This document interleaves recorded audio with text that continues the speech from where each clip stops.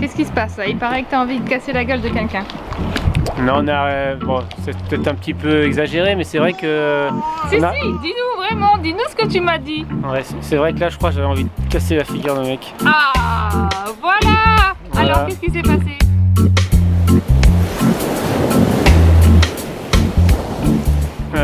Arrivé dans un petit port avec vraiment une entrée à angle droit qu'on connaissait pas, donc c'est notre première arrivée, et avec un bon petit vent de 15-20 nœuds de derrière, un petit peu de houle, et puis voilà l'incertitude qu'on a dans un petit port. Donc on est quand même rentré, et en fait on a dû se mettre à couple d'un bateau qui était le bateau ami d'un certain monsieur qui était pas très loin, qui au lieu de nous aider, on n'était que tous les deux avec Sarah et ça bougeait beaucoup avec quelques... Et Naël hurlait dans le bateau. Et bien sûr Naël hurlait et voilà. Et ce monsieur, au lieu de nous aider gentiment, a amarré le temps de voir le capitaine, d'amarrer à couple, était en train de nous brailler dessus, nous dire de partir, qu'il n'y avait pas de place, qu'il avait demandé au capitaine qu'il n'y avait pas de place pour nous, que le port était plein. Voilà, même Naël n'est pas content. J'ai une amarre qui est partie, qui a glissé, bon c'était un peu chaud quoi. Bon voilà, donc du coup au lieu de s'occuper de nous et de nous aider puis après qu'on discute tranquillement, il a passé son temps à nous brailler dessus. Et ça c'est vraiment le genre de choses qui m'horripile. On est déjà tous les deux avec le bébé et puis un port qu'on ne connaît pas. Je pense qu'on l'a vécu dans d'autres ports, des gens qui gentiment viennent sur le ponton, nous tendent les amarres, nous aident et puis après tranquillement on discute. Je pense que c'est plutôt comme ça que ça se passe. Voilà, donc un petit montée de stress. Donc ça s'appelle un gros. Et bien sûr, à l'heure où je filme ces images, le vent est tombé par rapport à tout à l'heure. En fait, il y a juste eu 2 heures de vent fort qui venait du Maroc.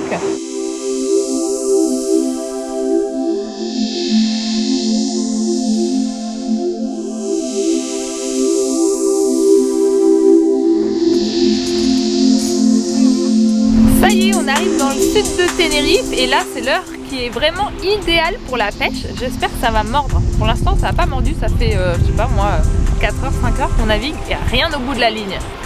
Et c'est magnifique, la houle nous pousse et il y a du vent.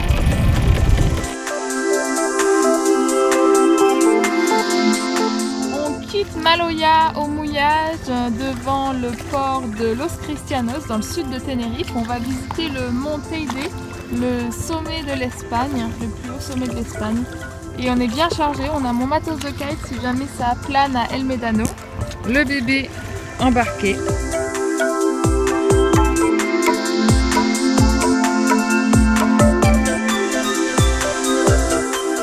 C'est vraiment trop beau, ça me rappelle un peu la Californie là, quand j'étais allé il y a quelques années. Le parc, le Yosemite Park et la vallée de la mort. Là vraiment c'est hyper impressionnant, on a la vallée en bas, la coulée de lave, on voit bien la démarcation et puis la hauteur des montagnes, on est quand même avec des montagnes jusqu'à 3700 mètres, le mont Tête derrière, donc vraiment très très sympa.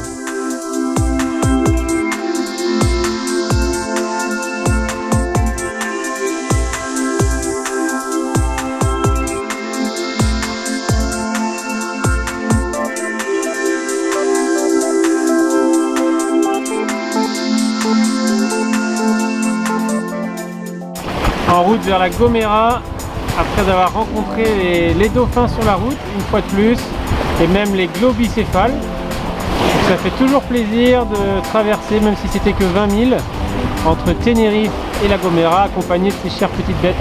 Sous Trinquette et GV1RI, ça déboule vers la Gomera. L'avantage d'avoir toutes les commandes qui reviennent au cockpit, c'est qu'on peut manœuvrer seul le bateau. Et du coup, pendant qu'il y en a un qui dort, et bien l'autre peut manœuvrer tranquillement. On est à 6 nœuds 5 au frais, donc arrivé sur la Gomera sportive. Maloya est en pleine forme.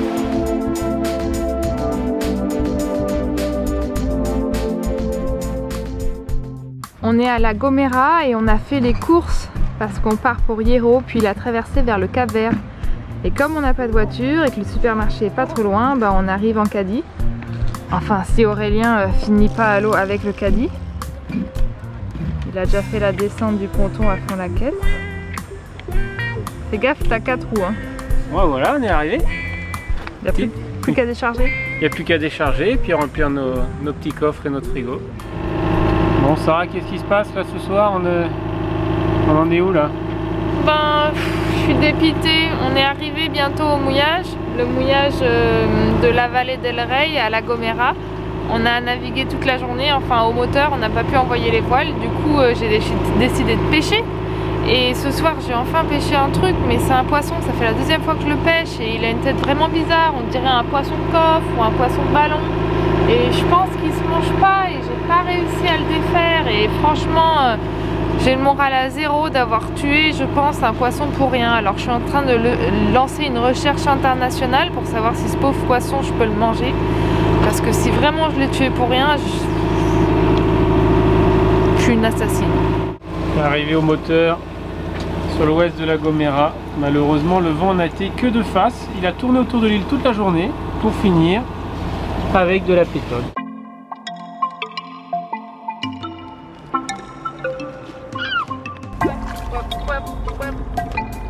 C'est parti, on est au mouillage de Vallée Grand Rey et on va se balader avec Naël en paddle.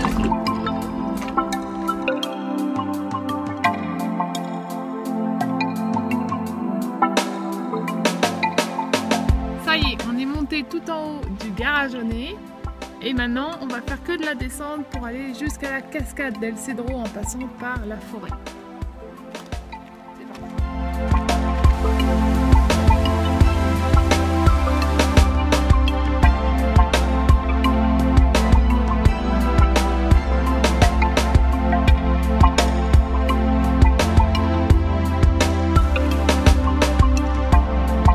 Il est 20 h, on est fatigué, on a mal aux jambes, on a fait une vraiment super belle balade aujourd'hui, on est vraiment hyper contents.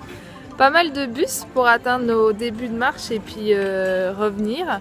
Mais qu'est-ce que c'était beau, on s'est vraiment régalé. Et là c'est pas terminé puisque pour rentrer au bateau, il faut qu'on récupère notre annexe et qu'on y aille quoi. Voilà, regardez le port derrière, on est content. On est au port de la Restinga. Aujourd'hui encore, il y a beaucoup de vent ici. C'est vraiment un effet d'accélération le long de l'île de El Hierro. Et on est tout en bas, donc ça souffle grave dans le port. On n'a pas beaucoup filmé ici parce qu'on en a profité et qu'on ne s'arrêtait pas longtemps normalement. On a un petit peu attendu le bon créneau météo pour partir. Il y avait des orages et finalement, ça y est, il y a un petit créneau qui s'est pointé là. Donc on va partir dimanche, direction le Cap-Vert, 5 jours de navigation. On a hâte, c'est la première grosse traversée pour l'équipage. Aujourd'hui, on finit les petits détails, on fait à manger pour les jours à venir et on dit au revoir aux copains. C'était vraiment une super escale avec plein de jeunes sur les bateaux. Ça faisait du bien de voir des familles et des enfants.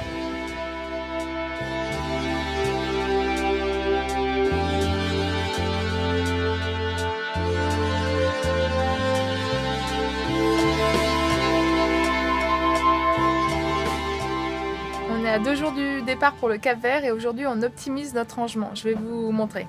Donc là, c'est Naël dans sa toile anti-roulis. Là, c'est le bazar. Mes conserves qui sont prêtes pour accueillir notre pêche miraculeuse bientôt. Nos planches, nos voiles, nos stand-up. Et Aurélien qui est en train de mettre tout au fond derrière encore... les affaires dont on n'a pas utilité tout de suite maintenant. C'est un bon bazar organisé. C'est sûr qu'on pourrait faire plus simple que de naviguer avec 8 planches, mais quand on aime, on ne compte pas.